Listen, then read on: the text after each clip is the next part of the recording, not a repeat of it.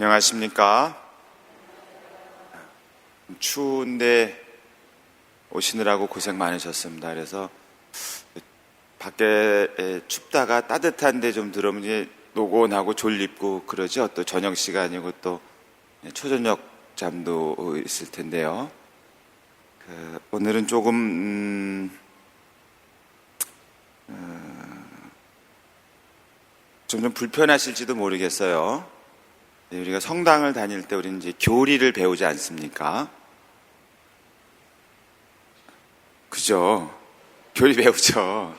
예비자 교리를 합니다. 예비자 교리를 하는데 시작하면서 그냥 이 자리에서만 하는 소리로 들으시고 우리는 가톨릭 교회가 이것이 우리의 교리입니다 하고 제시한 것을 가르치는 것을 과연 제대로 받아들였나 겁니다. 우리가 가톨릭 교회가 이것이 교리라고 말했는데 그걸 안 받아들일 경우는 굳이 그 가톨릭 신자일 필요가 없는 거잖아요. 네? 이게 가톨릭 교회 교리서입니다. 굉장히 두껍죠? 네, 굉장히 두껍습니다. 이 가톨릭 교회 교리서인데 보시면 여기만 이렇게 막 그 흔적이 좀 남아있지 않습니까? 좀 가볍게 표현하면, 너무 이제 투박하게 표현하면 한국 천주교회는 바로 이 부분을 생략한다. 혹시 신앙생활 하신 지 10년, 20년, 30년, 40년, 50년 거의 다 그렇거든요. 그러면 가톨릭 교회는 요걸 교리라고 했는데 우리 한국 천주교에서는 이거를 예비자 교리 시간에 전해주지 않았다. 그러면 어떤 일이 생기는 걸까요? 최근에 우리 사회를 혼란에 빠뜨린 그 사건 가운데 하나가 이제 역사 교과서의 국정화 논란이었습니다. 그럼 그냥 맘대로 교과서를 쓰는 게 아니고 그 전에는 국정화되기 전에는 중학교 1학년, 중학교 2학년, 고등학교 1학년 때 학년마다 그 교과서에는 이러이러한 내용들이 일단 들어가야 된다라고 표준을 만들어 놓죠. 그러면 그 표준의 내용을 연구하고 조사해서 교과서를 만들고 그걸로 승인을 받아요. 기준, 표준이 있다는 표준. 초등학교 1학년짜리 국어 시간에는 뭐는 깨우쳐야 된다. 초등학교 3학년 산수 시간에는 뭐를 배워야 된다. 이런 기준이 있고 그 내용을 이제 전문가들이 만들어서 교과서를 완성한 다음에 제출을 해서 그러면 검사를 하죠. 표준대로 내용을 잘 꾸렸구나 그러면 승인. 이거는 좀 부실한데 보류. 이거는 왜 표준을 가르치는데 이걸 뺐지? 그러면 당연히 통과를 못하는 거죠. 그러겠죠? 여러분들도 자녀를 양육할 때 발달 단계라는 게 있습니다. 처음에는 이놈이 눈도 못 뜨고 있다가 좀 있다가 눈을 뜨고 있다가 좀 있다가 눈을 맞추고 있다가 좀 있다가 삐기적삐적거리면서 뒤집다가 좀 있다가 막 하다가 기어가고 좀 있다가 뭘 잡고 일어서고 그런 게 있지 않습니까? 없어요? 주엽동 성당은 없는지 모르겠는데요. 신정동 성당 애기들은 그래요. 근데 그거대로 안 되면 뭔가 이상한가? 생각하죠. 근데 그것이 너무 제대로 안 될 경우는 이거 한번 전문가에게 좀 알아봐야 되겠다. 그럼 전문가에 가보면 이제 뭐 병원에 가든지 하게 되면 무엇 때문에 이렇습니다라고 얘기를 해주겠죠. 처방이 나오고. 그러니까 마찬가지인데요. 우리 가톨릭 교회는 이런 그 표준 교리서가 있는데 한국 천주교회에서는 그 표준 가운데 상당한 부분을 만약에 안 했다면 어떻게 되겠어요? 어떻게 될까요? 우리 잘못일까요? 누구 잘못일까요? 그런 내용을 오늘 한번 좀 펼쳐보도록 하겠습니다. 제가 요렇게 표시한 부분은요, 분량상으로는 여기 뒤에는 이제 색인 같은 게 있고 또 앞에 목차가 있기 때문에 이게 굉장히 두껍지 않습니까? 비싸요. 옛날에 처음 나왔을 때 벌써 27,000원짜리예요. 그러니까 안 팔리기도 하죠. 그러니까 모르기도 하는 건데요. 이게 이 가톨릭계 교회에서는 전부 전 4편으로 되어 있습니다. 전 4편. 제1편 신앙 고백. 하느님은 누구시냐? 예수님은 누구시고? 성령은 누구시고? 교회는 무엇이고? 우리가 그 사도신경이나 신앙 고백할 때 그 내용들을 한 조목 한 조목 설명한 게 1편이에요. 익숙하죠? 왜냐하면 성당 가면 맨날 하느님 얘기하고 예수님 얘기하고 하니까. 둘째 2편은 그리스도 신비의 거행이라 그럽니다. 신비하니까 이제 약간 다시 오묘해지는데 내용은 간략히 말씀드리면 성사편입니다. 성사는 또 우리 자신 있죠. 미사 가면 성체성사, 요즘 같은 때 고해성사, 또 견진성사, 또 세례성사, 이런 성사 익숙하죠? 그러니까 믿고 성당 가서 성사 생활하는 거 간략하죠. 그 다음에 4편은 기도예요. 신앙생활 한다 그러면 믿고 성당 가고 기도하고, 그죠? 그럼 3편이 뭐냐? 분량상으로는 5분의 2에 해당돼요. 제목상으로는 넷 중에 하나지만 분량상으로는 5분의 상당 부분인데요. 제목이 그리스도인의 삶이에요. 삶. 그리스도인은 어떻게 살아야 되는가? 그러니까 믿는다, 성당 간다, 기도한다. 그리고 어떻게 산다. 어떻게 산다는 건 여러분은 어디서 사세요? 성당에서 사시는 분. 마이크를요? 올려요? 진작 말씀하시지. 성당에서 사시는 분 없어요. 한 분 계시죠? 딱 한 분. 그럼 다 여러분은 가정에서 가정을 꾸리잖아요. 가정 생활을 한다고 흔히 말해요. 가정에서 사는 거죠. 거기서만 사나요? 아침에 출근하면 일터에서 살죠. 일터에서만 사나요? 아니죠. 사람들하고 3, 4, 5 모여서 무슨 일을 도모하죠. 그게 여가 생활일 수도 있고 사회생활 다른 영역일 수도 있겠죠.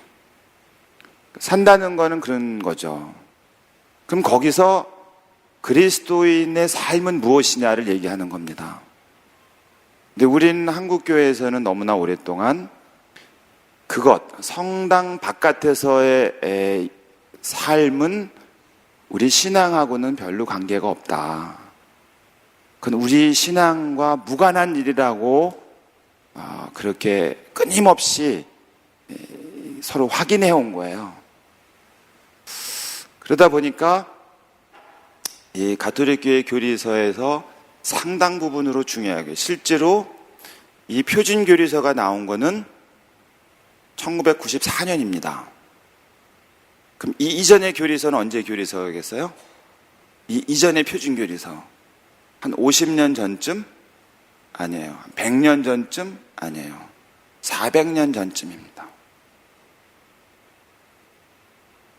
그 어쩌면 우리는 2차 바티칸 공유회를 열고 그 공유회를 통해서 이야기된 내용을 다시 교리서로 만든 거는 모른 채 그 이전의 400여 년 전 교리서가 바로 신앙 고백, 소위 말하면 믿을 교리라고 했겠죠. 그리고 성사, 성당 열심히 다니는 거, 그리고 교회가 정한 기도 열심히 하는 거, 그거를 우리는 우리의 교리라고, 이미 보편교회, 가톨릭교회는 거기에다가 하나 더 넣은 거, 바로 이게 새 교리서인 이유는 요 3편 때문에 그런 거예요. 그리스도인의 삶 때문에. 그러면 이제 한번 얘기를 좀 펼쳐보겠습니다. 그리스도인은 어떤 삶을 사는 사람인가? 첫 번째, 서론 부분이니까. 인간의 존엄함을 도모하며 사는 사람이다. 나 말고 다른 사람의 존엄함을. 하느님 나를 구원해 주소요라는 것은 2차적인 겁니다. 다른 사람의 존엄함을 도모하는 삶을. 근데 다른 사람 가운데 특별히 힘없고 약한 사람을. 새로운 얘기가 아닙니다. 마태복음에 나오는 양과 염소를 갈라놓듯이 너희의 삶을 총결산할 때 기준이 뭐냐? 배고프고 목마르고 헐벗고 떠돌아다니고 병들고 감옥에 갇힌 가장 보잘것없고 힘없고 약한 사람을 나처럼 대해줬느냐? 그게 너희 삶의 기준이 될 거다. 평가의 기준. 그건 아시죠? 8시 넘으면 대꾸를 안 해야 돼요. 밤에 불러다가 이런 거 듣게 하니까 기분도 나쁘고 그러니까 말해서. 다른 사람을 귀하게 여겨라. 너무나 당연한 얘기 같죠? 근데 우리는 그러나요?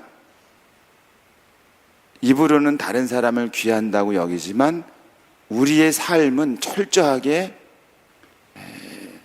나를 중심으로 나의 행복, 나의 기쁨, 나의 성공에 매몰돼 있죠. 성당 와서 기도 바치는 99.9%가 그거 아닙니까?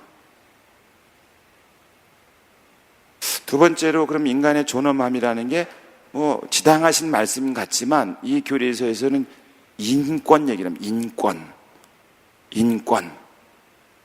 인간의 기본적인 권리들. 그게 뭐가 있을까?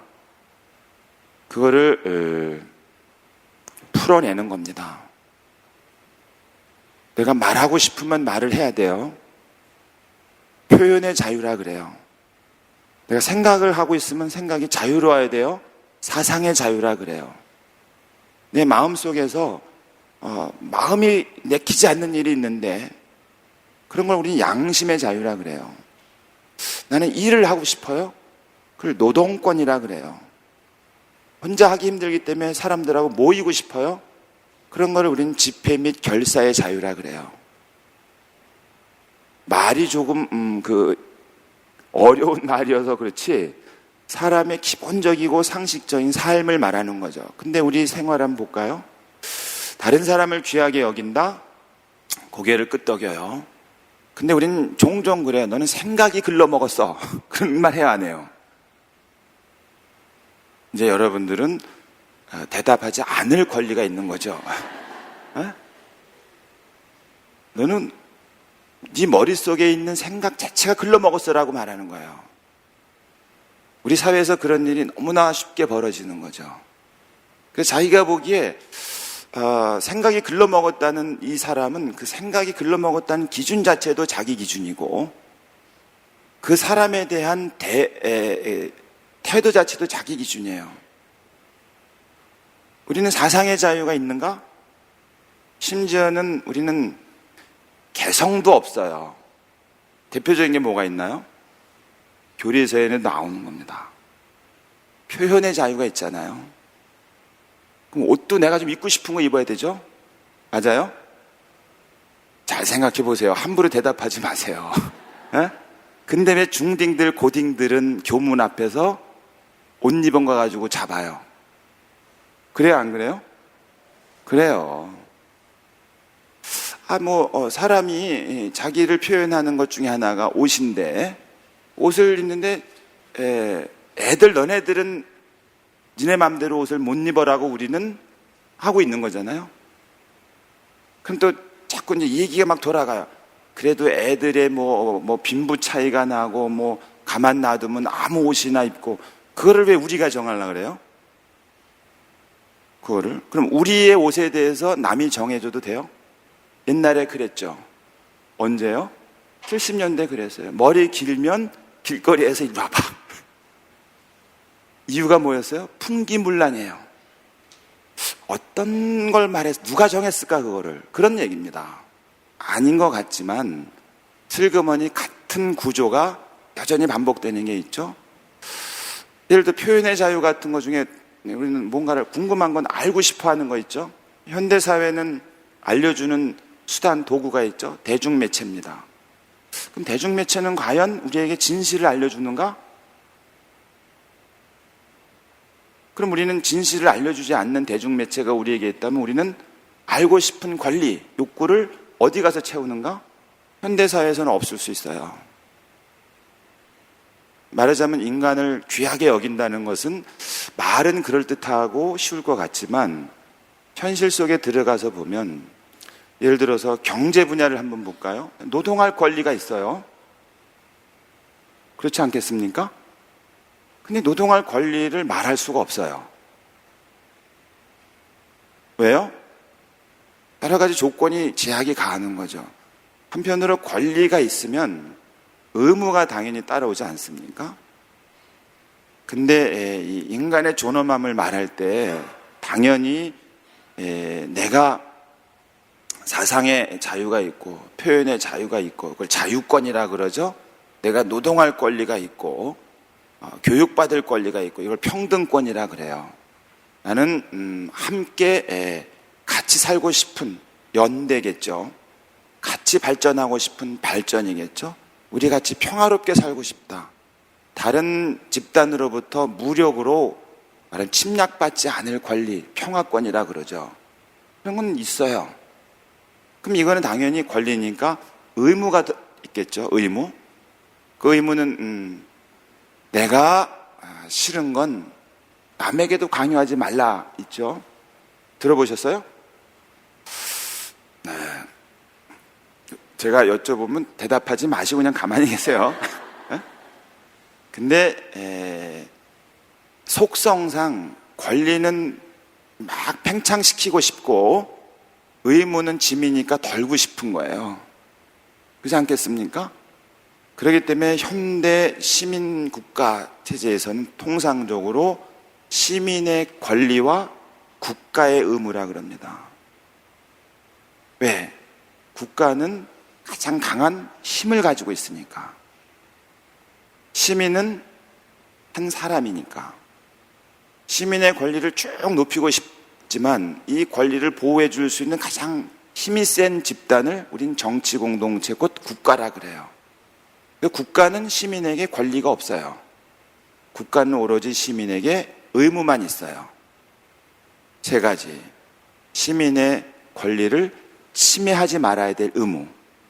막강한 힘을 가지고 시민의 권리를 침해하기 시작하면 아야 소리 못해요. 둘째, 국가는 그 힘으로 시민의 권리를 보호할 의무가 있어요. 셋째, 국가는 그 막강한 힘으로 시민의 권리를 키워줄 의무만 있어요. 그래서 국가의 권리는 그러면 어디 있느냐? 다른 국가에게 있는 거예요. 그걸 우린 주권이라고 그래요. 주권. 들어보셨죠? 주권. 이 주권은 시민에게 행사하는 게 아니라 국가의 권리는 다른 국가에게 행사하는 거예요. 그게 인간의 존엄함에 관련된 내용입니다. 성당에서 그런 얘기 못해요. 두 번째, 인류 공동선이 있습니다. 인류 공동체. 그건 공동선이라고 합니다. 제가 지난번에 왔을 때 말씀드렸습니다. 우리는 저녁 8시 이후에 들은 건 다 까드셔야 머릿속에 담아두지 않아야 마음도 편하고 머리도 깨끗해져. 공동선, 집단이든 구성원이든 자기 완성을 보다 용이하고 보다 충만하게 실현할 수 있는 사회생활 조건의 총화. 사회생활 조건이 뭐냐? 정치적 조건, 경제적 조건, 문화적 조건이에요. 가정을 예를 들어 볼게요. 우리 가정이 평화롭고 행복하게 살고 싶으려면 경제적 조건이 어느 정도 갖춰줘야 되죠. 수입이 있어야. 그죠? 그러려면 뭐가 있어야 돼? 일자리가 있어야. 취직을 해야. 취직을 해도 안정적인 취직을 해야. 미래를 설계할 수 있어야. 그래야 그 가정이라는 집단이 자기 완성을 행복하게 평화롭게 지낼 수 있는 거예요. 두 번째로는 정치적 조건이 있어요. 가족 구성원은 그냥 밥만 먹고 사는 게 아니에요. 하고 싶은 일을 하고 싶어 하겠죠. 이사도 가야 돼요. 그죠? 이사를 못 가게 해요. 정치적인 자유가 없는 거죠. 예를 들면 또 가족들끼리 모여서 뭔가 하고 싶은데 그걸 못하게 해요. 그럼 어떻게 돼요? 불행해요. 밥은 먹는지 모르지만 뭔가 불만이 가득 차는 거죠. 뭐냐 이게, 이렇게. 또 관계를 맺어, 이웃과 관계도 맺어야 되고, 관계 맺기를 구체화시킨 걸 문화라 그래요. 그런 조건들이 제대로 갖춰져 있는 상태를 공동선이라 그럽니다. 지난번에 말씀드린 내용입니다. 기억하시나요? 대답하지 않으셔도 됩니다. 오늘 본격적으로 말씀드린 건 드디어 그리스도인의 삶의 하이라이트 10계명입니다. 제가 쭉 표시한 거를 소개만 잠깐 드려도 1년을 할 수가 있습니다. 우리가 한국교회의 우리 교우들이 얼마나 이 10계명을 우리식대로 해석했는가를, 얼마나 자의적으로 우리 편한 대로 만들어버렸는가를, 가톨릭 교회의 보편교회가 표준교회에서 말하는 10계명하고 우리가 얼마나 동떨어졌는가를 그런 내용만 중심으로 해서 소개를 해드릴 테니까, 그래서 어쩌면은 오늘 이거 듣고 난 그럼 천주교 다니지 말아야 되겠다 이런 분들도 많을지도 몰라요. 많습니다. 소개를 제가 드리면서 하겠습니다. 10계명 다, 10가지 계명 다 아시죠? 아신다고 가정하고, 그래도 주협동 교우들인데 그 정도는 아시겠죠.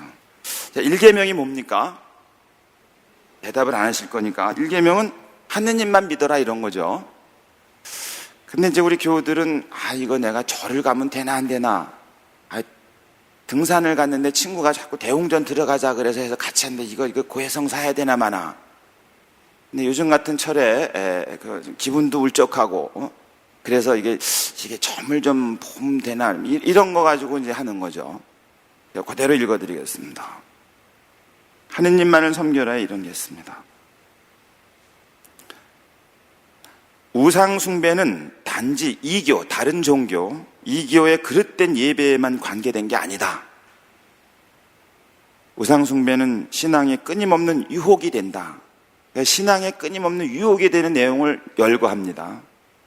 하느님이 아닌 것을 신격화하는 것이다. 그러므로 잡신 해당이 됩니다. 마귀 해당이 돼. 그건 실치 당연히 안 되지. 권력, 쾌락, 인종, 국가, 재물, 이런 것을 하느님 대신에 숭배하고 공경한다면 이는 우상 숭배가 된다. 우리 지난 50년 동안의 우리의 삶은 두 가지로 정리됩니다. 국가 지상주의, 경제 황금 만능주의 아닌가요? 국가가 앞서는가 하느님이 앞서는가, 그런 질문 자체가 너무 자극적이긴 합니다만은, 예를 들어서 한국 천주교의 선조들은 어떤 모습을 보였는가요? 한국 천주교의 첫 세대 선조들은 어떤 모습을 보였는가? 바로 이 계명 때문에 목숨을 내놓은 거죠. 조선 왕조에서 당국이 하지 말라는 일을 한 거잖아요. 그때 뭐라 그랬습니까? 저를 죽여주세요. 저에게는 천주님 뿐이 없나이다. 무엄한 지고 무엄해도 할 수 없나이다. 한 거 아닙니까? 그리고 콩 한 쪽도 나눠 먹은 우리 선배 신앙인들입니다. 대표적인 게 그런 거 아닙니까? 보릿고개를 염두에 두고 우리 어머니들이 가을 추수거지가 끝난 다음에는 밥을 할 때 조금씩 남겼대죠. 그건 우리만 그런 게 다 그랬대요. 보통 힘없는 사람들 입장에서야 이제 봄이 되면 먹을 게 없는 거죠. 그러면 그거를 꼬불쳐둔 거를 쬐금씩 꺼내가지고 초근목피라 그러죠. 파릇파릇 나는 걸 다 따다가 섞어가지고 죽을 해가지고 식구들을 먹였다는 거 아닙니까? 우리 어머니들이, 아저씨들은 들에 나가서 이렇게 피리 불다가 에이 그냥 이러고 들어가셨겠지만 어머니들은 그렇게 했다는 거죠. 천주교도들은 그렇게 하지 않았다는 거예요. 그 모은 쌀 가지고, 모은 식량 가지고 인근에서 가장 힘든 사람들에게 주기 위해서 모았다는 거예요. 그래서 선교사 신부님들이 그걸 일기로 남기는 거예요. 조선의 하느님 백성이 이 감동적인 모습을, 너무 다들 배가 고파서 골고 막 이렇게 고통스러워 하는데 천주교도들은 그나마 그걸 남겨가지고 자기 식구들의 입에 먼저 넣어주기보다는 더 힘없고 약한 사람들에게 나눠주게 모았더라. 그 편지에 남아있는 겁니다. 일기에. 그래서 먼 이역만리에 왔던 그 서양의 선교사들이 감동을 먹은 거죠. 보기에는 꾀죄죄한 인간들 같은데 나라님 말씀에 대해도 고개를 빳빳이 세우고 죽고, 자기들의 배가 골아서 그런데도 그 남은 걸 가지고 남을 먹여주는, 뭐예요? 예수님의 가르침이 그랬고, 오늘의 지난 3, 40년에 우리는 하느님을 섬겼는가요? 그게 일계명입니다. 재물 말할 것도 없죠. 우리 교회는 드디어 프란치스코 교황님은 작년에 오셔가지고 한국 교회를 두고 이렇게 표현했습니다. 여러분의 교회는 사도시대의 이상으로서의 교회의 모습을 이 땅에서 아름답게 꽃피운 교회의 상속자들입니다. 해놓고 앞에 칭찬을 그렇게 해놓고 훈계가 끝나는 마지막 대목에서 나는 한국 교회가 번영의 신학에 도달했다고까지 말하고 싶지 않다. 물질적 번영을 탐하는 번영, 교회 말하는 겁니다. 사실은 마음속에 들어가 보면 물질적인 번영과 행복을 갈망하는 게 얼마나 강렬합니까? 뭘로 보면 알죠? 표현이 좀 자극적이지만 한국 천주교의 분포 4,800만이 있지 않습니까? 그 중에 약 12%가 천주교 신자입니다. 분포, 밀도 정확하게 땅값하고 비례합니다. 땅값 있잖아요. 집값. 부정할 수 없는 현실입니다. 아무리 마음속에 평화를 가지고 있을지 몰라도 결과적으로 우리 삶으로 증거한 거는 결과적으로 물질적 번영을 추구한 신앙은 아니었는가 하는 거죠. 심지어는 아예 대놓고 둘째 계명 같은 경우는 이제 그 하느님 두고 거짓 맹세하지 말라, 하느님의 이름을 헛되이 부르지 말라지 않습니까? 근데 우리는 그 위증이라는 게 아주 이제 대놓고 능력으로 돼 있지 않습니까? 위증. 여기 보면은 그냥 뭐 옛날에 저희 어렸을 때는 너 찬장에 있는 설탕 훔쳐 먹었지? 왜 이렇게 찬장에다가 그냥 그 설탕 이렇게 그냥 그릇에 덮어놓고 그러지 않았습니까? 저희는 그랬어요. 산동네 살아가지고. 그러면 이제 쓱 보고 저걸 언제 주나? 그러면 또 귀신같이 알아요. 그걸 이렇게 떠먹은 거를. 왜? 어머니들도 맨날 그 체크하고 있으니까 어느 놈이 훔쳐먹나?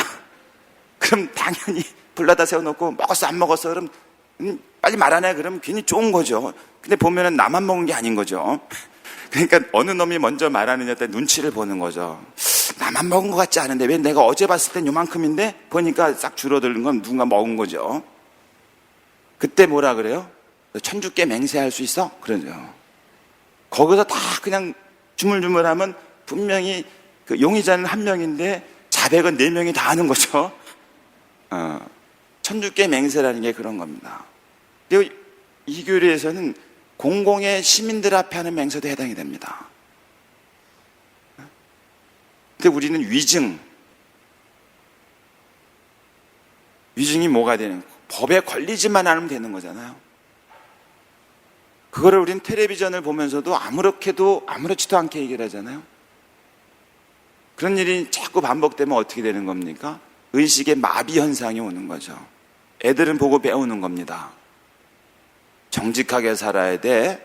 그러면 애들이 그러는 거죠. 네, 속으로는 대기나 정직하게 사세요 그러는 거죠. 그렇게 되지 않았나요? 그러니까 그게 도덕성의 해이를 말하는 정도가 아니고 프란치스코 교황은 그걸 뭐라 그럽니까? 양심의 무뎌짐이라는 거예요. 양심의 무뎌짐. 성경에는 돌처럼 굳은 마음이죠. 무자비하다는 뜻이 아니고, 그러니까 우리는 그것이 일상으로 자리 잡는 거잖아요. 3계명은 아시는 것처럼 주일을 거룩히 지내는 겁니다. 요즘에 이제 여기 본당 신부님도 이제 판공하시고 고생이 많으실 텐데, 우리가 주일을 거룩히 지내라? 성당 가는 거 생각하죠. 근데 우리 교리서에서는 이런 얘기도 있습니다.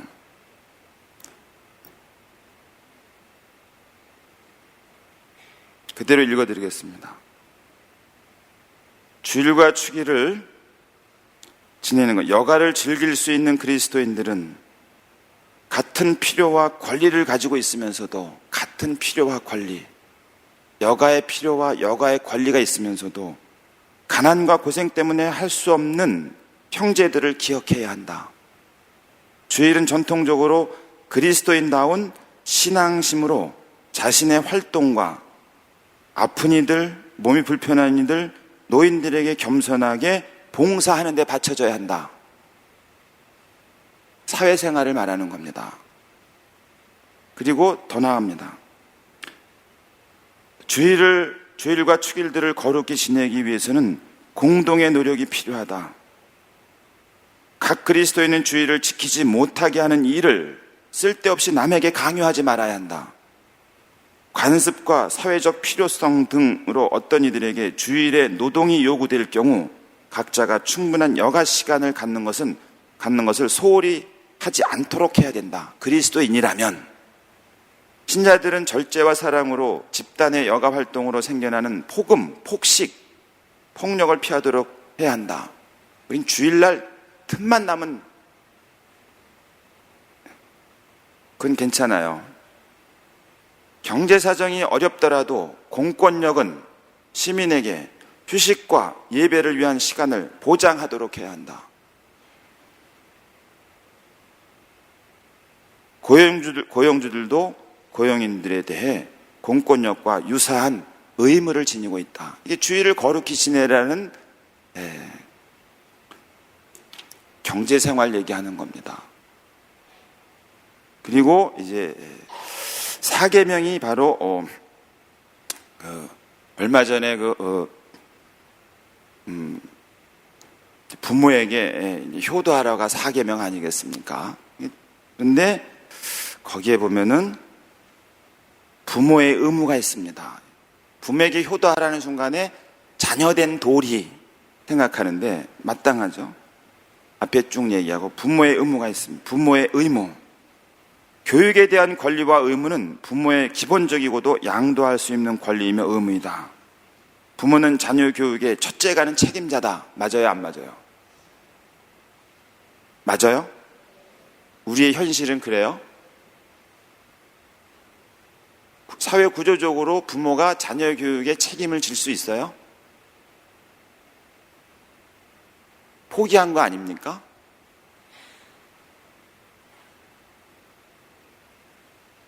그러니까 가정이라는 것이 아무리 소중하다고 우리는 언어상으로는 얘기를 했는데 한번 가만히 보세요. 자녀의 양육을 돈을 벌어서 학원비하고 이거 되는 거라고 생각하지 않나요? 그리고 학교에다가 그것도 학교라는 것도 과거에는 부모가 해야 될 이 으뜸 교육을 책임을 학교라는 시스템 속에서 해달라 해서 지덕체라 그러지 않았습니까? 지금 덕을 가르친다 학교에서.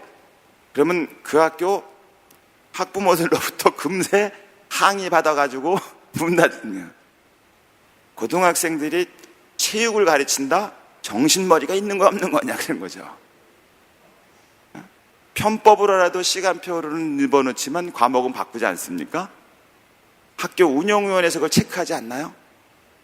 우리 아이들이 초딩들은 초딩대로, 중딩들은 중딩대로, 고딩들은 고딩대로, 때가 미성년자일 때니까 이 아이는 인성으로나 인간성으로나 지성으로나 도덕성으로나 사회성으로 소위 말하면 건전한 의식을 갖는 시민으로 양성하는데 내가 다 해야 되는데 옛날에 농경 목축사에서는 다 했죠. 일로 와봐. 이게 뭐야? 그러면 지렁이요. 지렁이는 어떻게 하라고? 먹으면 됩니다. 그럼 다 가르쳐 줄 수가 있었어요.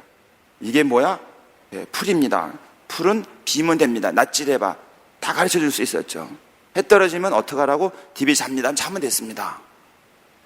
근데 현대의 시민사회는 그게 가능하지가 않잖아요. 산수도 가르쳐야 되고, 과학도 가르쳐야 되고, 뭐 법도 별걸 다 해야 되는데 부모님들이 정신이 없는 거죠. 그래서 학교란 시스템을 사회가 마련한 거죠. 그러면서 그 사회가 필요로 하는 소양, 지식만 가진 사람 필요로 하는 게 아니잖아요. 그래서 학교에서는 급훈을 보거나 교훈을 보면 무슨 인간이 이렇게 말하는데 현실은 안 그렇잖아요. 안 그런 걸 뻔히 알면서도 상호 타협하고 있는 거죠. 상호 묵인하는 거죠. 학교 쪽에서는 말하자면 머릿속에다 지식을 꽉꽉 집어넣겠다 하면서도 겉으로는 훌륭한 사람을 만들었습니다 한 거고, 부모님들은 우리 아이를 좀 잘 키워주세요 해놓고도 그렇게 요구한 거죠. 심지어는 이제 국가 당국까지 나서서 그렇게 요구하는 거 아닙니까? 오죽하면 대학은 뭐하러 만들었나요? 어떻게 클 때짜 배우, 이게 대학이 맞습니까? 아니면 돈벌이가 되는 학문 영역은 돈벌이가 안 되는 영역은 아예 드러내놓고 이제 포기하잖아요. 그럼 뭐하러 그렇게 합니까? 차라리 회사에서 사람 뽑아다가 필요한 지식 가르쳐주고 채용해서 일 시키면 되죠. 무슨 얘기냐면 교육이라는 것도 산업이 된 거죠. 돈벌이로. 달리 말씀드리면 부모가 의무를 다 하고 있느냐, 거기만 있는 게 아닙니다. 이게 또 시민사회의 권위가 있어요. 공동체가 있는, 국가죠. 말하자면 국가 의무가 있어요. 부모에게 효도하라는 이 계명 안에. 그럼 당연히 시민의 의무도 있죠. 국가의 의무는 뭐합니까? 시민의 의무는 뭐냐? 그게 있어요. 그럼 국가가 할 바를 제대로 다 했는가? 그것도 사계명에 걸리는 거죠. 우리 시민이 의무를 다 했는가? 사계명에 걸리는 겁니다. 국방의 의무를 안 하면 혼나고, 납세 의무를 안 하면 혼내죠. 국가의 의무는 뭡니까? 국가의 의무, 아까 말씀드린 대로 시민, 인간의 존엄함, 권리를 보호하거나 훼손하지 않거나 지켜주거나 증진시키는 거예요. 국가의 실패가 뭐가 있나요? IMF 같은 거겠죠. 근데 시민들은 고통스러웠어요. 근데 위기를 극복했다 그랬죠. 근데 시민들은 회복되지 않았어요. 어떤 위기가 극복됐다는 거죠? 우리가 아프다가 말이죠, 병원 갔다가 오면 건강을 회복했다 그러면은 씩씩하게 걸어 다니지 않습니까?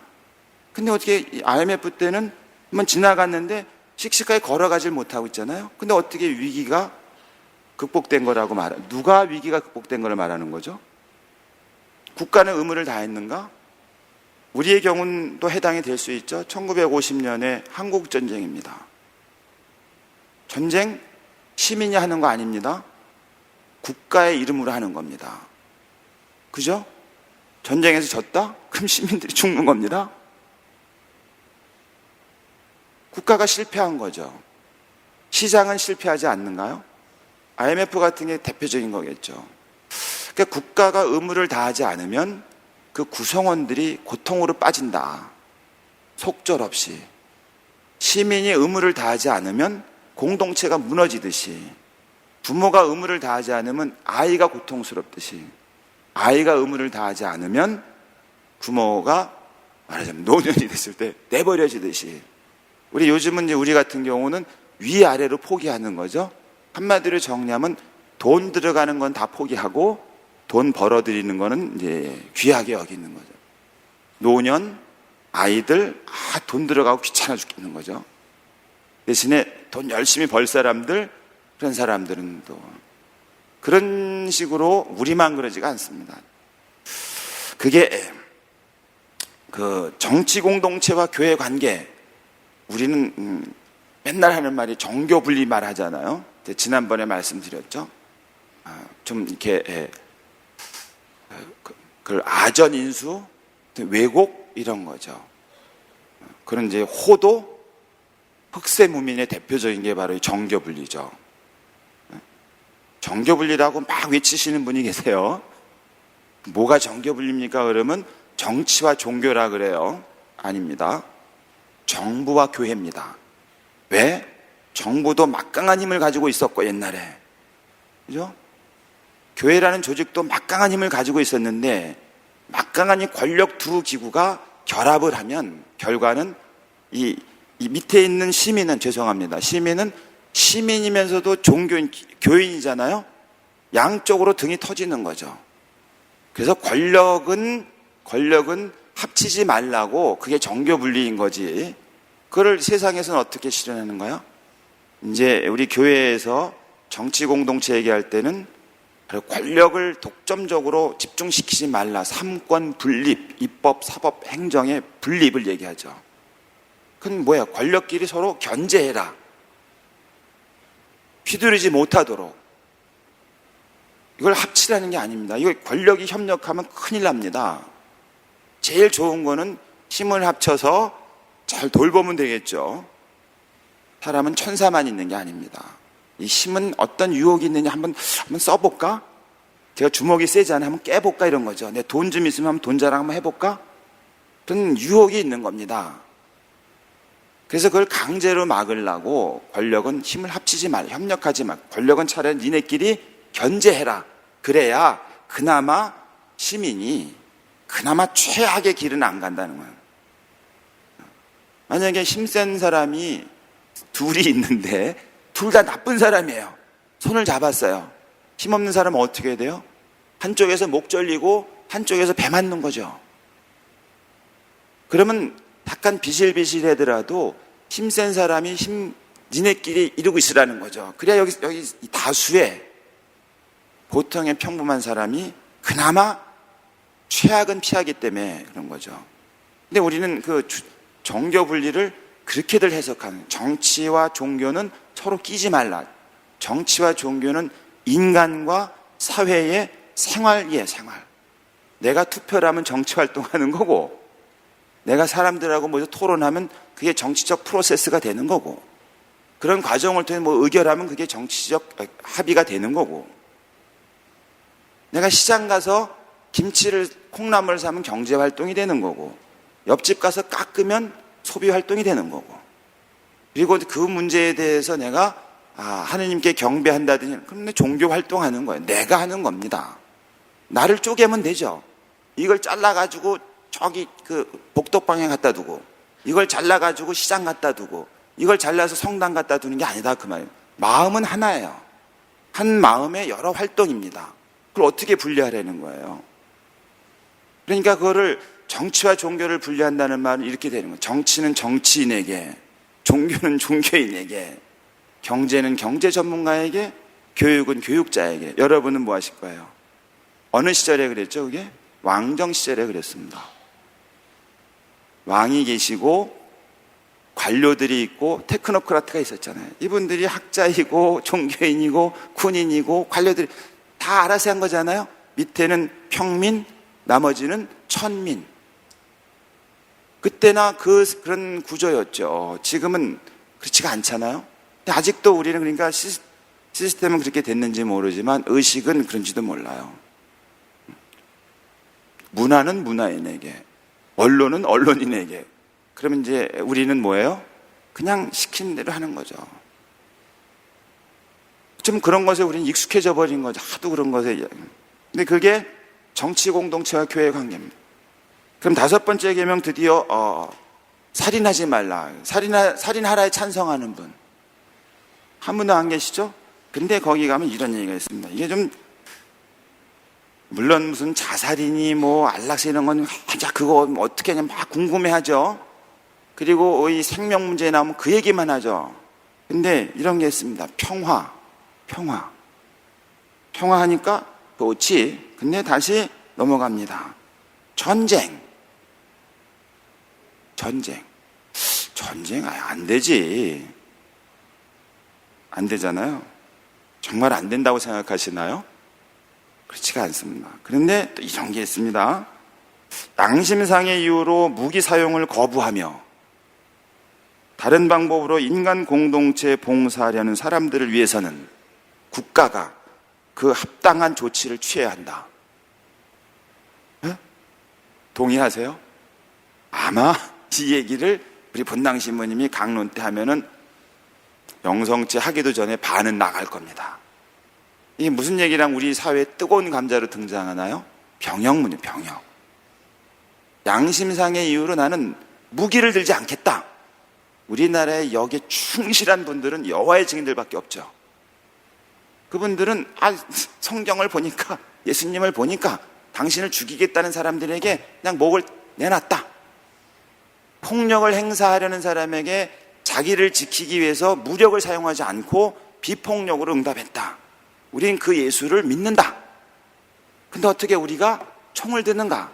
왜? 총이라는 자체가 아무리 나를 지킨다고 하더라도 나를 가해하려는 사람을 해치는 도구인데, 그러니까 그분들은 4주간의 군사훈련도 안 하겠다 하더라도 나에게 10년, 20년 다른 방법으로 의무를 다하도록 기회를 달라는 거예요. 틀렸나요? 이 교리에 따르면 아주 딱 맞는 거예요.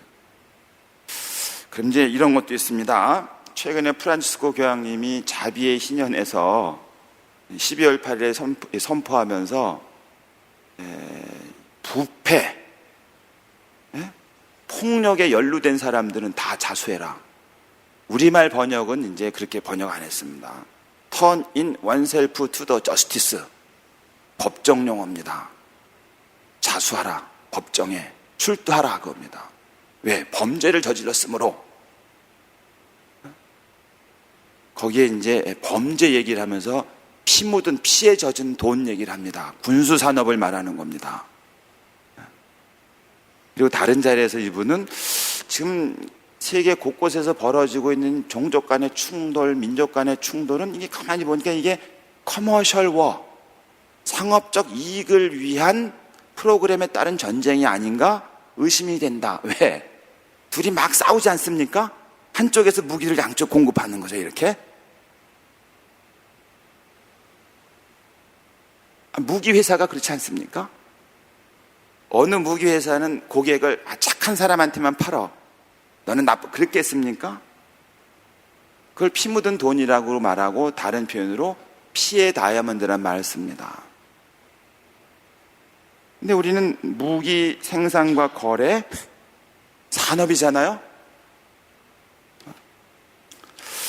자, 6계명 간음하지 말라. 또 이게 보면 지난번에 그 주교님들 모여가지고 동성애자 어떡하 막 이거 막 노는 게 그게 또 그냥 야 어떠냐 맨날 그 생각만 했죠. 근데 이게 동의하실지 안 하실지 모르지만 적어도 교회는 교리서에 이렇게 아예 무려 그것도 다른 곳 3항에 걸쳐서 이렇게 말합니다. 동성애 사람들에게 배타적이거나 더 강하게 매력을 느끼는 남자끼리나 여자끼리 갖는 관계를 말한다. 근데 여기까지는 이제 정의예요. 이게 교리서 이런 게 아유 망측해 할지 모르지만 한국 천주교에서는 이것을 없는 문제처럼 하고 있지만, 근데 교리서에서는 동성애는 기나긴 시대와 다양한 문화를 거치며 갖가지 형태를 띄어왔다. 중립적으로 서술하는 겁니다. 그리고 더 중요한 것은 동성애의 심리적 기원은 거의 밝혀져 있지 않다. 물론 윤리적으로 무질서라고 전제합니다. 다음 항에서는. 그런데 상당수의 남녀가 깊이 뿌리 박힌 동성애 성향을 보이고 있는데, 그런데 그들의 경우는 스스로 그 처지를 선택한 것이 아니다. 스스로 선택한 게 자유의지로 선택했다면 당연히 단죄의 대상이 되는데, 심리적 기원을 아직 밝혀내지 못하고 있고 왜 그런지 모르겠지만 많은 경우는 본인의 자유의지와 무관한 경우가 많다고 인정을 하는 겁니다. 그리고 그러므로 그들을 존중하고 동정하며 친절하게 대하여 받아들여야 한다. 왜? 그들은 그 성향으로 대부분 시련을 겪고 있기 때문이다. 더 나아가서 이렇게 말합니다. 그들에게 어떤 부당한 차별의 기미라도 보여서는 안 된다. 저는 동성애적 성향 때문에 고통스럽습니다 하고 말 꺼내는 조차 매장되는 거 아닙니까?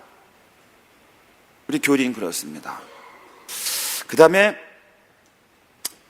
이게 이 가정에 관한 이 얘기에서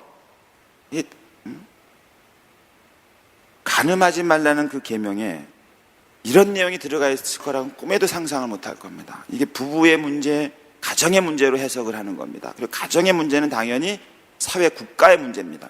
국가는 국민의 복지에 책임을 지고 있다. 이러한 이유로 국가가 국민의 인구 조절의 방향을 주도하는 것은 정당하다. 국가는 권위적이고 강제적인 방법이 아니라 우리의 지난 60년, 70년 됩니다. 자나 제한이죠. 그런 방법이 아니라 객관적이고 믿을 만한 정보를 제공함으로써 이 정책을 수립할, 말은 올바른 정보를 줌으로써 가정에서 그 일을 하도록 하는 게 맞다는 거죠. 그리고 국가는 자녀의 출산과 교육의 첫째 책임자인 부모의 주도권을 정당하게 대신할 수 없다. 근데 우리는 국가가 기획을 해서 인구 조절에 20년, 30년 동안 올인했죠. 지금 그 대가를 치르는 거죠. 종의 단종 1.14 이제 안 낳다는 거 아니야 이제? 이제 다시 막 나래는 거죠. 언제는 낳지 말라고 아우성이다가 또 나라고 막 그러는 겁니다. 가정이라는 것이 이렇게 허약할 수가 있나요? 그런 얘기를 합니다. 그리고 또 일곱째 계명 도둑질 좋아하는 분 없죠. 근데 이제 그냥 기회만 되면 큰 도둑질은 되는 거죠. 슈퍼에서 500원짜리는 안 되지만 5천억은 되는 거예요. 왜? 그건 능력이니까, 기법이니까, 부의 축적의 기법이니까 말이죠. 그래서 프란치스코 교황이 그러죠. 거악, 너무나 큰 악은 안 보여요. 짜잔한 거는 막 보이는데. 근데 우리는 지금 세계 구조를 보라. 이게 정말 이게 선한 길로 가는 건지. 이유는 결과를 보면, 왜 열매를 보면 나무를 알지 않습니까? 누구 말이에요? 침묵은 금이라고 누가 그랬어요? 열매를 보면 나무를 안다고 예수님 말씀 있지 않습니까? 열매가 뭐냐 지금 70억 인구 가운데 수십억의 인구가 지금 어떤 삶을 살고 있느냐. 열매죠. 리얼리티죠. 그럼 당연히 나무의 상태, 이게 좋은 나무예요, 나쁜 나무예요? 나무에서 열매가 7개, 8개가 나는데 그 중에 2개는 아예 꼭지가 떨어져요. 그 중에 또 한 3개, 4개는 자꾸 쭈글쭈글해져요. 그리고 그 중에 하나 정도만 윤이 반뜩반뜩 나요. 그럼 그 나무가 건강한 나무예요? 물론 대답하기 싫으시죠. 왜냐하면 내가 지금 어느 열매에 있는가 생각하니까 그런 거죠. 내가 지금 어느 열매에 있을까? 내가 정말 지금 떨어져서 지금 썩어 터진 거 있는가? 간신히 매달려 있는데 쪼글쪼글한가? 아니면 거기서 그런 데를 먹음직한가? 아니면 거기서 아주 윤기가 나서 고가의 백화점에 납품할 열매인가? 내가 어디에 있느냐에 따라 대답이 달라지는 거죠. 근데 여기서 7째 계명에 도둑질하지 말라는 계명에다가 뜬금없이 재물의 보편적 목적과 사유재산 얘기를 합니다. 이제 우리 가톨릭 교회 교리대로 하자면 이 부분이 이제 자꾸 말하면, 이 부분을 공개적으로 말하면 우리나라에서 못 살지도 몰라요. 우리 교회는 사유재산권을 절대적이라고 인정해 본 적이 없다. 사유재산권 절대적이지 않다. 그리고 처분권도 절대적이지 않다. 내 거 아니란 얘기입니다. 내 거 가지고 내 맘대로 못 쓴다 그 말입니다. 무슨 얘기냐면 보편적 목적, 모든 재화는 목적이 있다. 목적. 내가 정하는 거 아니다 그거. 내가 집을 가지고 있으면 집의 목적은 내가 정하는 게 아니다. 책을 가지고 있으면 이건 내가 정하는 게 아닌 거예요. 내가 정해서 내가 처분하는 거 아니에요. 누가 만들어준 목적? 하느님이 질서 지어준 게 있다. 그리고 그것을 거기에 맞게 써야 된다. 한마디로 표현하면 타인과 창조 질서와 하느님의 뜻에 부합하게 사용하라고 나에게 임시로 맡겼다. 관리를. 그런 얘기입니다. 동의 안 하죠. 우리가 피 터지게 싸우는 게 다 그거 아닙니까? 대표적으로 재산권의 충돌 아닙니까? 거기서 한치 양보도 없는 거죠. 국가가 개입하죠. 공권력이 개입하죠. 힘센 사람의 재산권은 보호해 주는 거죠. 대표적으로 어떤 겁니까? 노동에 관련 겁니다. 노동자들에도 권리가 있는 거죠. 자기가 요새는 임금 노동이니까 내가 노동한 것은 내 그것을 자본으로 갖다 놓은 거죠. 거기 임금을 받지 않습니까? 그들 권리가 있는 거죠. 소유할 권리가 있는 거고 받을 권리가 있는, 처분의 권리가 있는. 기업도 당연히 기업의 권리가 있겠죠. 충돌하겠죠. 충돌해서 한치 양보도 없죠. 한쪽은 파업권이 있고 한쪽에는 직장 폐쇄권이 있죠. 다 권리입니다. 그럼 이제 국가가 개입하죠. 경찰이 개입하고. 그런 걸 중재하나요? 양쪽의 권리를 보호하나요? 더 이상 놔둘 수 없다? 한쪽을 이제 포기하게 되는 거겠죠. 그런 일이 무수히 반복되는 거 아닙니까? 상호 간에 더 이상 우리에게는 그걸 해결할 만한 능력이 없다는 듯이 이렇게 되는 거죠. 그러니까 재물의 보편적 목적과 사유재산의 절대적 그것은 절대권은 충돌하는 거죠. 심지어 우리는 교회는 공동 사용권도 많고 공동 사용. 이게 이 책이 제 책이지 않습니까? 제가 돈 주고 샀으니까. 근데 제가 이렇게 펼쳐놓고 이렇게 해놓고 맨날 여기다 잠만 자고 여기다 라면 올려놓고 뜨겁다 이렇게 아주 맑게 하고 이렇게 쓰는 거예요. 여러분이 이 책을 너무 읽고 싶은 거예요. 저는 안 읽어요 이거를. 그냥 여기다 테이프 칠하고 막 이러고 있는 거죠. 여러분이 이 책 좀 빌려주세요. 이게 제가 안 돼 내 거야. 본당심을 통해서 우리 본당 자네가 좀 빌려주지. 안 돼. 주교님이 와서 이것 좀 더 안 볼 거면 빌려. 안 돼요.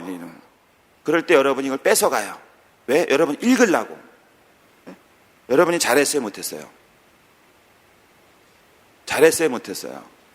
잘한 거예요. 이 책은 일치기 위하여 그 민족 중에 일치기 위하여 이 세상에 존재하는 거야. 이 책은요. 이 책이 존재하는 이유, 보편 목적은 하느님이 정한 목적은 이 책의 목적은 일치기 위해서 이 책이 있는 거예요. 근데 너는 안 읽고 이걸 이러고 있고 컵라면 올려놓고 막 그냥 그러고 있으면 이 책이 아닌 거죠. 이 책은 책다워야 되는데 책답지 못해가지고 비참한 거예요. 이 책에 모든 사물은 고유의 가치가 있는데 근데 여러분이 책을 가져가서 책을 펼치고 읽는 순간에 이 책은 책다워지는 거예요.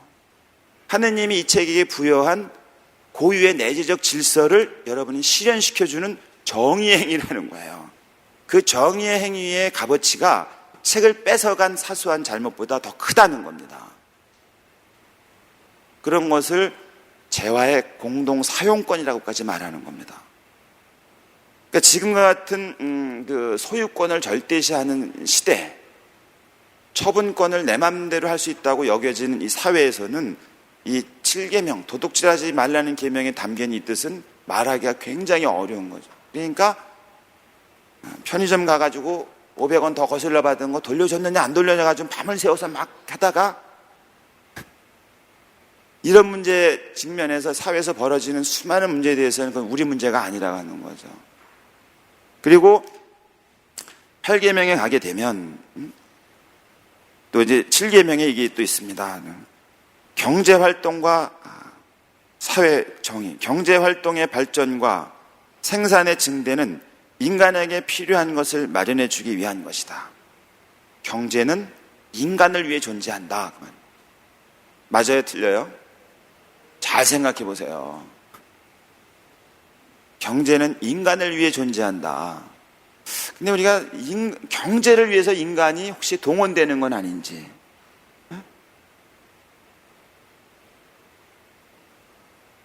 제가 아까 IMF 얘기를 했잖아요. 그래서 경제를 살렸어요. 그럼 사람에게 다시 살 기회를 줘야 되잖아요. IMF 때 구조조정을 해서 물론 IMF 프로그램 쫓아갔죠. 그래야 돈을 빌릴 수 있었으니까. 그래서 전 국민이 막 금까지 모아가지고 그 IMF를 졸업했다 그러죠. 그러면 그때 직장에서 그만둔 사람들 다시 들어갔어요? 그럼 뭘 살린 거고 뭐를 죽인 거예요? 국가 경제는 살렸죠. 이름하여 국민은 살았어요? 그 얘기를 하는 겁니다. 얼핏 봐서는 그게 닭이 먼저냐 달걀이 먼저일 것 같지만 교회 입장은 단호하다. 사람이 먼저다. 그러니까 당연히 국가 정책이, 경제 정책이 사람을 위한 것인가, 경제를 위한 것인가, 아니면 시장을 위한 것인가, 좀 더 노골적으로 말하면 노동을 위한 것인가, 자본을 위한 것인가. 그래서 노동도 두 가지로 구별이 됩니다. 주관적 의미의 노동, 객관적 의미의 노동인데 그건 뭐 너무 다른 문제니까 자세한 문제는 넘어가고요. 한마디로 말하자면 이런 겁니다. 그리고 경제 생활은 생산된 재화를 늘리고 성장이겠죠. 이윤이나 경제력을 성장시키는 것만을 목표로 하지 않는다. 경제 생활은 우선적으로 인간에게, 인간 전체에, 인간 공동체 전체에 도움이 되어야 한다. 경제를 돈 나고 사람이 낫느냐, 사람 나고 돈이 낫느냐? 어떻게 생각하세요? 사람 나고 돈 낫지. 그렇지만 말은, 노래는 그렇게 하는데 야, 그래도 돈 없이만 할 수 있는 거 있어? 이렇게 나가는 거잖아요. 그리고 돈 없이라고 말하는 순간에 모든 걸 거기에 맞추는 거 아닙니까? 예를 들어서 제가 아까 조금 전에 말씀하셨지만 우리가 교육이 과연 사람을 위한 교육입니까? 돈벌이를 위한 산업입니까? 의료가 사람의 건강, 마음과 몸의 건강을 위한 의료입니까? 의료 산업입니까? 문화가 사람들 사이의 관계 맺기를 촉진시키는 그런 고상한 인간 관계 맺기, 사회 관계 맺기의 양식입니까? 문화 상품입니까? 모든 것을 우리 산업 상품으로 만든 거 아닙니까? 그것이 초등학교든 유치원이든 그것이 심지어 대학이든 하다못해 공립대학이든 그게 의료행위라는 것이 그러니까 그런 걸 보면 우리는 모든 걸 다 사람을 중심으로 사람을 향하여 사람을 목표로 한다고 하지만 어떤 배경으로 사람이 돈벌이의 도구로 소위 말하면 사람을 생산과 소비의 대상으로밖에 보지 않는 거다. 바로 그런 점에서 지금 프란치스코 교황께서는 욕을 덤태기로 먹고 계신 거죠. 우리나라에서는 욕을 안 하죠. 프란치스코 교정을 두고 마르크스라고 있습니다. 커뮤니스트, 공산주의, 레닌주의, 레닌이라는 게 스탈린, 레닌, 소련의 사회주의, 이상적 이데올로기적 사회주의를 국가체제로 실현한 거죠. 그걸 레닌주의라 그럽니다. 그냥 이념으로서 이데올로기가 아니라 그거를 실제 정치체제로 만든 거죠. 그리고 심지어는 경제에 대해서 하나도 제대로 알지도 못하는 사람이 쓴 조악한 그런 얘기를 마구마구 쏟아내죠. 왜? 그래서 지금 프란치스코 교황은 지금의 경제가 사람을 위한 경제가 아니다. 돈을 위한 경제다. 심지어 돈을 우상으로 섬기는 세상이다. 사람도 사회도 모든 문화적 가치도 돈 앞에 절을 하라고 강요하는 체제다 지금. 그렇게 지금 밝히는 거죠. 복음의 기쁨 보니까 읽으시는데 거기에 2장에 보면 처음엔 사람을 배제하는 경제에 대해서 노라고 말합시다. 돈을 우상으로 섬기는 시스템에 대해서 노라고 말합시다. 사람과 사회에 기여하지 않고 지배하는 오늘의 금융체제를 거부합시다. 대놓고 말하는 겁니다. 뒤에 4장에 가면 오늘날의 불평등, 오늘날의 빈곤의 악순환의 원인은 경제의 구조 안에 있습니다. 개인의 무능함, 개인의 게으름, 개인의 재수없음, 개인의 부모를 잘못 만남이 아니라 지금의 체제에 문제가 있습니다라고 대놓고 말하는 바람에 되게 혼나고 있는 거죠. 우리가 혼내지 않는 이유는 뭐예요? 관심이 없으니까. 그런 문제는 우리 교회가 신경 쓸 부분이 아니니까. 근데 가톨릭 교회 이분이 근데 저는 엉뚱한 소리를 하시는 게 아니라 2차 바티칸 공의회 이전에 레오 교황, 그 앞에 비오 교황, 그 다음에 요한 23세 교황, 그 교황들의 가르침이 몇 면이 이어서 오고 있는 거예요. 그게 교리에도 나오는 얘기고. 그런데 한국에서는 그분이 논란이 안 되는 이유 뭘까? 그분이 뭘 말했는지 첫째는 관심도 없고, 둘째로는 그분이 지금의 이 경제가 사람을 마치 옛날에 그 금송아지를 섬기듯이, 금송아지를 놓고 사람들이 절했듯이 탈바꿈을 해가지고 돈이란 새로운 우상 앞에 좀 절하라고 강요하고 있는데, 근데 어떤 일이 벌어지는가? 무수한 사람들의 고통이 발생한다는 거죠. 아까 말씀드린 열매가 7개의 열매가 건강에 달려야 되는데 2개는 떨어져서 질퍽거리고 하고 3개 정도는 막 쭈글쭈글해지는 거고, 그럼 2개 남는 거 아닙니까? 하나도 일부분만 반짝반짝하고 다른 하나는 이제 이게 상품으로 봐야 될지 아마 애매하고 뭐 그런 구조, 인구 구조인 거죠. 수십억의 인구가 지금 그렇다는 겁니다. 근데 그런 고통에 대해서 아니야, 괜찮아질 거야, 아니야, 잘 될 거야 라고 지금 생각하고 있다는 거죠. 이분은. 근데 그렇지가 않다. 왜냐하면 자꾸 악화된 지표들이 마구 나타나는 거다. 그건 이분이 지표가 말한 게 아니라 경제 지표들, 총량은 얼마나 성장했는데 얼마나 많은 사람이 죽었는데, 이런 데이터들이 있지 않습니까? 그거를 이렇게 맑은 정신으로 바라보면, 맑은 정신으로 가만히 쳐다보면 못 볼 리가 없다는 거죠. 자꾸 카페트 밑에다 이렇게 숨기 덮어내고 막 이렇게 덮는다는 거죠. 그런 부분에서 도둑질하지 말라는 계명은 참 길어요. 경제 문제도 얘기를 하죠. 그리고 이런 얘기도 합니다. 누구나 경제적인 면에서 주도적으로 행동할 권리가 있다. 이 계명이 무슨 계명이에요? 도둑질하지 말라는 계명의 경제 문제를 얘기하고 있다, 그 얘기입니다. 누구나 경제적인 면에서 주도적으로 행동할 권리가 있다. 경제생활은 자주 서로 대립되는, 서로 다른 이해관계로 해서 마찰이 일어나는 때가 있다. 당연히 그렇죠. 경제생활의 특징을 이루는 갈등의 출현은 대립되는 이해관계로 설명된다. 기업의 대표들, 노동조합과 같은 기구를 결성한 노동자들의 대표들, 그리고 때에 따라서는 공권력과 같은 사회 각 당사자의, 우리는 뭐가 있습니까? 제도적으로 노사청. 그래서 각 당사자의 권리와 의무를 존중하는 협상을 통해서 갈등을 완화하도록 해야 된다. 국가의 책임. 국가의 주요 임무는 노동자와 생산자가 동등하게 그들의 노동의 결실을 즐길 수 있고 효과적으로, 그리고 정직하게 노동하도록 격려하기 위하여 안전을 보장해 주는 데 있다. 기업의 책임자들은 사회에 대해서 자신들의 활동에 대한 경제적, 생태학적 책임을 지고 있다. 그들은 이윤의 증대뿐만 아니라 인간의 선익에도 유념해야 된다. 취업과 직업은 남자와 여자, 심신이 건강한 사람과 장애인, 원주민과 이주인에게 모두 한결같이 부당한 차별 없이 허용되어야 한다. 적정한 임금은 노동의 정당한 결실이다. 임금을 거절하거나 체불하는 것은 중대한 불의가 된다.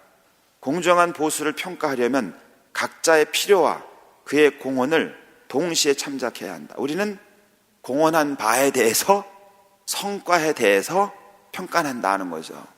뭐라 그래요? 성과급. 근데 우리 교회는 각자의 필요도 고려하라. 노동이라는 게 일한 만큼 돈을 받는다? 그거는 우리의 교회의 가르침하고 다른. 노동을 왜 하느냐 내가. 노동은 권리인데 내가 돈 벌기 위해서 노동하는 게 아니다 그 말입니다. 노동이란 말하자면 내가 하는 노동은 나의 자아를 실현하는, 내가 사랑하는 가족을 부양하는, 내가 사랑하는 가족을 땀을 흘리는 그런 돈으로 함부로 더 나가서 노동이란 하느님께서 창조한 이 세상 사물 질서를 아름답게 가꾸는 하느님의 구원 사업에 협력하는 그런 의미와 가치가 있는 거죠. 그게 노동의 주관적 의미라 그래요. 노동의 객관적 의미는 생산에 필요한 내가 힘을 준다든지 재능을 줄여서 생산물을 만드는 데 기여하는 거, 그걸 노동의 객관적 의미라 그러고, 그건 세뇌할 수가 있는 거죠. 근데 노동의 주관적 의미가 내 안에 있는 거죠. 나에게. 그럼 임금을 받을 땐 그것까지 고려해서 받으라. 그걸 공정하다고 말한다. 우리는 사회에서는 네가 생산한 게 5개면 5, 6개면 6 이렇게 하는 거지만 그걸 뭐라 그래요? 계약 임금이라고 그러죠. 주고받고. 근데 우리 교회는 그거를 생계 임금, 리빙 웨이즈, 영어를 이때쯤 써줘야 그런 겁니다. 근데 사실은 몇십 년 전에 그랬어요. 몇십 년 전에 그랬습니다. 집안에 한 사람이 일을 하면 그것으로 살림을 꾸려갔단 말입니다. 그렇지 않았습니까? 근데 더 많은 것을 생산하고 더 많은 풍요로움을 주겠다는 이 근거를 내세워서 이제는 모든 사람이 일하느라고 정신이 없는 거죠. 심지어는 이제 일하지 않으면 죽는 결과를 가져오는 거예요. 그럼 일하기 위해서 사는 건지, 살기 위해 일하는 건지. 그러니까 살기 품위 있는 삶을 살려고 태어난 건지, 일하려고 태어난 건지, 그것도 내 일이 아니라 살기 위한 일로 태어난 건지. 그래서 그 어떤 풍요로움과 그 성장에 기여하지 않는 시점이 되면 거추장 존재가 되는 건가? 그러니까 10만 원, 20만 원 가지고 사단이 나고 막 이런 겁니까? 생각해. 내 더럽고 치사해서 하지만 그거 없는 순간에 내 삶이 더 황폐해지는 걸 아니까. 그럼 이거는 고마운 건지 수치스러운 건지 그런 일이 발생하는 거잖아요. 우리만 그런 게 아닙니다. 주로 이 자유주의 혹은 자본주의 모델을 따라가는 성장, 경제 성장을 통하여 삶의 행복을 가져다 주겠다는 성장을 통해서 행복을 줄래니까 과실을 많이 나누면 안 되니까, 인구가 많으면 안 되니까 인구를 줄여야 되니까, 그래가지고 소위 말하는 이제 멜더스라는 사람이 말한 이제 인구론이라는 게 있잖아요. 인구가 너무 많으면, 나누는 게 너무 많으면 이게 안 되는 거예요. 그럼 적정한 인구가 필요한 거예요. 그러면 이 지구가 가지고 있는 재화를 풍족하게 쓸 수가 있는 거예요. 그러니까 인구 억제를 갖다가 이제 막 하려고, 또 대표적으로 인구가 억제된 나라일수록 물질적인 풍요를 이뤄난 거고, 지지리도 궁상인 나라는 또 애도 많이 나가지고 막 이렇게 된 거죠. 이상한 일이 막 벌어진 건데 이게 무슨 수백 년 동안 벌어진 게 아닙니다. 불과 150년, 200년 만에 벌어진 일입니다. 인류 역사가 지금 수십만 년 가운데. 그러니까 지금 이게 지금 걷잡을 수 없는, 도대체 이게 어떻게 가야 될지 모르겠다고 지금 어지럽다 그러는 거죠. 프란치스코 교정 그거를 뭐라 그래요? 인류가 나침반을 잃어버려요. 나침반. 어느 방향으로 해야 될지를 지금 갈피를 못 잡는다는. 그러니까 나침반을 잃었을 때 제일 해야 될 일은 뭡니까? 가만히 서야죠. 서서 하늘을 봐야죠. 별이 어디 있는가를 봐야죠. 바람이 어떻게 부는지도 봐야죠. 더하다면 하루 밤새 봐야죠. 지금 본 별이 시간 지난 다음에 어디로 갔는지 봐야, 그래야 방향을 알잖아요. 그러니까 교정이 요구하는 건 그런 겁니다. 뭘 바꾸자 이런 거 아니라 일단 멈춰보자. 그래서 지금 나침반이 어느 방향을 가르치는지 보자. 근데 가만히 보니까 하늘에서 벌어진 일, 땅에서 벌어진 일, 물에서 벌어진 일, 살아있는 생명한테 벌어지는 일, 사람한테 벌어지는 일, 사회에 벌어지는 일, 지구 차원에 벌어진 일을 가만히 보니까 이게 보통 심각한 게 아니다. 소위 말하면 중병에 걸린 증세. 제가 비유를 좀 성당에서는 좀 그렇습니다만, 사람 몸이 있는데 머리가 너무 깨지도록 아픈 거예요. 너무 깨지도록 아파요. 그래서 머리를 쥐어 싸매고 약을 먹으러 하는데 배가 너무 아픈 거예요. 배만 아프면 되는데 아랫배도 아픈 거예요. 못 움직이는 거예요. 간신히 움직이려는데 관절이 지금 그냥 그런 형국. 그래서 병원에 가서 스캔을 해보니까, 찬미받으셔 나와요. 지구라는 행성을 스캔해보면 안이 고장난 것이 없는, 그래서 심지어는 외계인이 이렇게 보면 참 놀랜다. 정말 깜짝 놀라요. 쟤네들은 왜 상호 파멸의 길을 저렇게 아무렇지도 않게 하지? 혹은 자기 파멸의 길을 외계인이 있다면 깜짝 놀랄 것입니다. 지금 하고 있는 일을 보면, 증세들을 보면, 증세물을.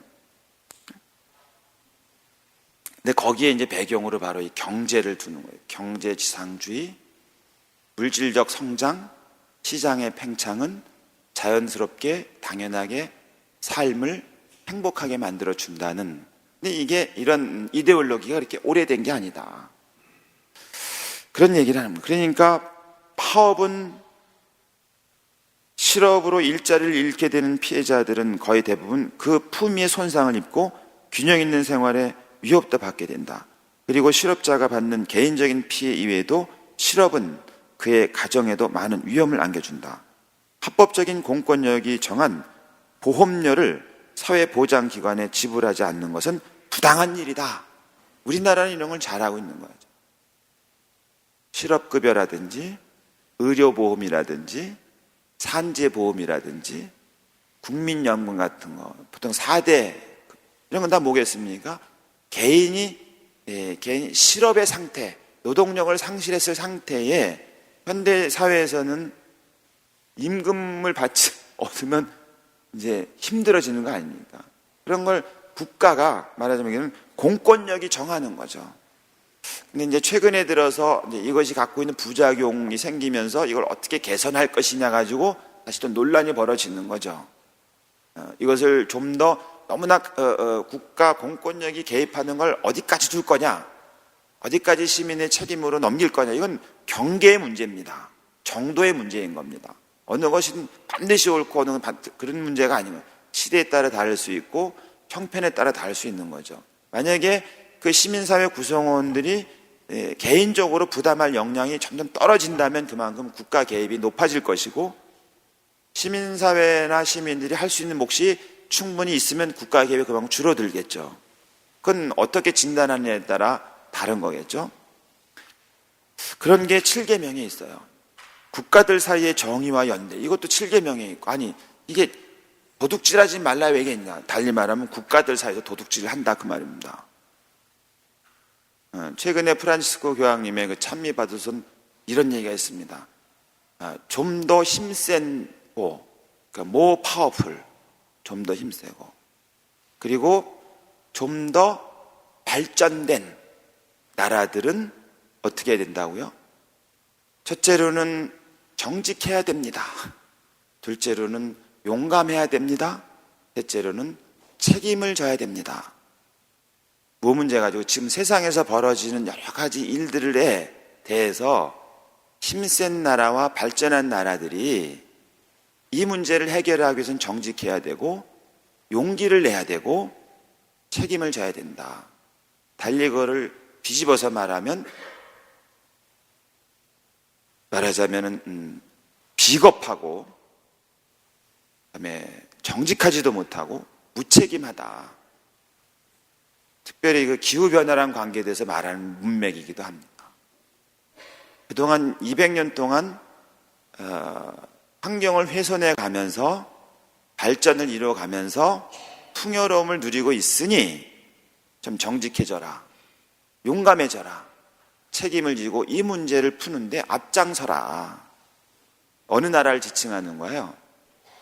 지칭하진 않아도 미국을 지칭하는 거예요. 기후변화랑 관련해서 탄소 배출과 관련해 1990년대부터 계속 나온 얘기를 아직까지 해결하지 못하는 건 몇몇 나라들이 끈질기게 개기고 있는데, 문제는 그 몇몇 나라가 탄소 배출을 가장 많이 하는 나라인 거죠. 당연히 어느 나라겠어요? 잘 사는 나라고 풍요로운 나라죠. 그랬더니 다시 이 나라들이 꼼수를 부린다는 거죠, 이 교황은. 그러니까 이분이 오래 못 살아요. 물론 살 만큼 많이 사셨지만, 무슨 얘기냐면 탄소 배출권을 거래하는 게 있습니다. 그것은 새로운 투기, 그리고 지금의 앞선 나라들의 과소비를 공식적으로 허용하려는 술책입니다. 왜냐하면 지금 200여 개 나라가 있는데요, 이 지구 온난화나 온실가스에 영향을 줄 정도로 탄소를 배출한 나라도 있지만 아예 탄소 자체를 배출할 만한 산업이 없는 나라도 많아요. 그죠? 근데 그 나라들한테 가서, 야, 너네 앞으로 잘 살게 되면 탄소를 배출할 거 아니냐? 근데 그거 우리한테 좀 미리 좀 빌려줄래? 우리한테 팔아라, 이런 거죠. 가져가다가 쓰는 거죠. 탄소가 더 배출된다는 거죠. 그러니까 그것을 가면을 쓴, 환경을 보호한다는 가면을 쓰고 나타난 새로운 술책에 불과할 수도 있습니다. 탄소 배출 거래 전략이라는 거죠. 우리나라도 얼마 전에, 우리나라만 그래는 공장에서 탄소를 배출하는 산업을 가지고 있는 나라, 이걸 탄소 배출량을 억제해야 되니까, 그럼 어떻게 했습니까? 공장 가동을 줄여야 되겠죠? 줄이면 생산이 줄겠죠? 그럼 여러분들이 짜증내겠죠? 정치하는 사람들은 여러분 짜증내는 게 제일 싫잖아요. 서로 맞물리는 거죠. 그러면 당연히 지금의 소비 수준을 유지시키려면, 지금의 생산을 유지시키려면 자연적인 욕구가 증가가 있으니까 탄소 배출 조금 늘려야 되는 거 아닙니까? 다른 나라가 세우든가. 그럼 탄소를 지금 규정은 이제 이만큼 해야 되는데 이 나머지는 어떻게 사와야 되는 거죠? 그러면 우리처럼 탄소 배출을 해야 될 나라가 팔겠습니까? 그렇지 않은 나라가 파는 거죠. 근데 그 나라들이 다 가서 사오는 거죠. 그럼 무슨 얘기가 벌어지냐? 결국은 환경을 보호한다는 명분을 내세웠지만 지금 소비와 생산에 또는 풍요로움에 지금의 사치스러움을 유지시키기 위한 술책에 불과하지 않느냐, 이게. 왜냐하면 탄소 배출이 주는 게 아니라 오히려 늘 테니까, 늘 가능성이 있으니까, 배출 안 할 나라 것까지도 가져가가지고 쓰니까, 거래를 하는 거니까, 샀으니까. 투기가 되는 건 뭐예요? 그걸 가지고 다시 이제 쥐고 있는 건 누가요? 뭐 그런 문제를 제기하는 거죠. 그런 게 국가들 사이의 정의의 문제입니다. 프란치스코 교정은 한 걸음 더 나아가죠. 미래 세대 사이의 정의의 문제를 말합니다. 우리가 지금 파괴의 흔적을 남겨놓고 가는 거예요. 경제 문제랑 관련해서. 경제적 성장을 통해서 자연의 자원을 남용해서 고갈시켰어요. 예를 들면. 그리고 우리는 행복하게 저 푸른 초원에다 집 짓고 잘 살고 갔어요. 그 다음에 남겨놓은 건 뭐가 있어요? 만약에 가스 잔여물들 같은 거 완전 연소된 게 아니지 않습니까? 그냥 어디다 놔둬야 될 거 아니겠습니까? 놔뒀는데 그거를 우린 떠났으니까 누가 물려받아요? 우리 미래 세대가 받는 거 아닙니까? 세대와 세대 사이에 불의가 발생하는 거죠. 정의는 뭡니까? 줄 건 주고 마땅히 받을 건 받는 겁니다. 근데 우린 떠났기 때문에 미래 세대는 받기만 한 거죠. 뭐만 받았어요? 좋은 것만 받은 게 아니라 자기네가 쓰지 않는 걸 받은 거죠. 우리야 이제 따뜻하게 하고 그냥 아싸 하고 그냥 가면 그만인데, 우리가 남겨놓은 치명적 쓰레기를 우리가 아니라 미래 세대가 그냥 자기네 이렇게 눈 떠보니까 그게 와 있는 거 아닙니까? 이걸 어떻게 하겠어요? 그럼 다시 뒤로 넘겨요? 그럼 세대와 세대 사이에 어떤 관계예요? 불의의 관계가 고착화된다는 거죠. 이걸 소위 말하면 우리가 유발했으면 우리가 책임을 져야 되는데 무책임하게 안 진다 그 말입니다. 지금의 양태를 보니까 국가와 국가 사이뿐만 아니라 이 세대와 세대 사이에 불의의 구조를 지금 벌이고 있는 게 아니냐. 정의의 문제를 그렇게 확장하는 거예요. 프란치스코 교황. 교리서에서는 부유한 나라들, 자신의 발전 수단을 스스로 확보할 수 없거나 비극적인 역사적 사건들, 식민 지배죠. 사건들로 인해 발전의 방해를 받고 있는 나라들에 대해 도덕적으로 중대한 책임을 지고 있다. 우리는 이제 좀 자유로울 수 있을지 모르죠. 우리는. 그런데 이 선진국이라고 말하는 북유럽, 듣기 귀찮은 거죠. 이제 본당 신문님도. 북미주 같은 데서는 짧게는 몇십 년, 길게 몇백 년의 식민 지배를 한 거죠. 아프리카라든가 남미라든가 서남아시아 이쪽으로 갔다. 그거를 몇백 년을 갖다가 만약에 했다고 쳐봐요. 못 일어나는 거죠. 우린 30몇 년 지낸 거 가지고 이렇게 아직까지 그 문제 해결 못 하는 거 아닙니까? 300년, 400년 동안 때려봐요. 나중에는 맞지 않으면 이상할 것 아니겠습니까? 혼이 빠지는 거죠. 책임을 지라는 거죠. 도덕적 책임을 지라. 그리고 이 중대한 책임도 있고 사랑과 연대 의무다고 말하고, 찬미받으세는 뭐라는 거를 사회적 부채라 그럽니다. 빚을 갚으라는 얘기입니다. 부채를 누가 진 거냐? 진 거죠, 우리가. 앞선 나라들이 과거로부터 지금의 발전이, 지금의 누리는 풍요로움이 빚이다 그 말, 빚, 갚을 빚이다 그 말입니다. 그런 얘기를 하고 그 다음에 가난한 이들을 위한 사랑을 바로 이 7계명에서 합니다. 근데 더 나아가죠. 우리 프란치스코 교황은 이렇게 말합니다. 요것만 하고 끝낼게요. 요한 크리소스토모 성인은 이를 강력하게 상기시킨다. 자신의 재산을 가난한 이들과 나누어 갖지 않는 것은 그들의 것을 훔치는 것이며 그들의 생명을 빼앗는 것이다. 우리가 가진 재물은 우리의 것이 아니라 가난한 이들의 것을 빌린 것이다. 먼저 정의의 요구를 충족시켜야 한다. 정의에 따라 이미 주었어야 할 것을 마치 사랑의 선물처럼 베풀어서는 안 된다. 이 얘기를 프란치스코 교황은 이런 식으로 바꾸죠. 이 부분 인용해서. 우리가 버리는 곡물은 가난한 이들의 식탁에서 강탈한 것이다. 그래서 다시 나는 교리랑 좀 거리가 있습니다. 나는 이제 우리 교회가 가난한 이들을 위한 교회가 되는 것까지, 가난한 교회가 됐으면 좋겠다. 왜냐하면 간단합니다. 어디 서 있느냐에 따라서 보는 게 달라집니다. 보이는 게 달라집니다. 복음의 기쁨은 철저하게 하느님 백성 한가운데에서 프란치스코 교황은 세상을 봅니다. 고위 성직자 입장에서 보지 않는 겁니다. 높은 곳에서 머물면서 사목적으로나 영적으로나 교리적으로 이렇게 훈계하고 가르치고 하는 것에서 보지 않는 거죠. 순례하는, 사막과 같은 고달픈 삶의 여정을 순례하는 하느님 백성에게서 서서 거기서 세상을 보는 거죠. 교회를 보는 겁니다. 교회를 쇄신해야 된다는 거. 그래서 찬미받으소서에서는 하늘에서, 땅에서, 물에서, 무생명에서, 사람에게서 할 때 그게 바로 하느님이 내게 보내주신 은총의 기회인 거예요. 거기서 보는 겁니다. 신음하는 하늘의 새에서, 죽어가는 땅의 생명 속에서 고통받는 사람의 눈으로 거기서 보는 겁니다. 그러면 어떻게 해요? 교회 보고 요구하는 겁니다.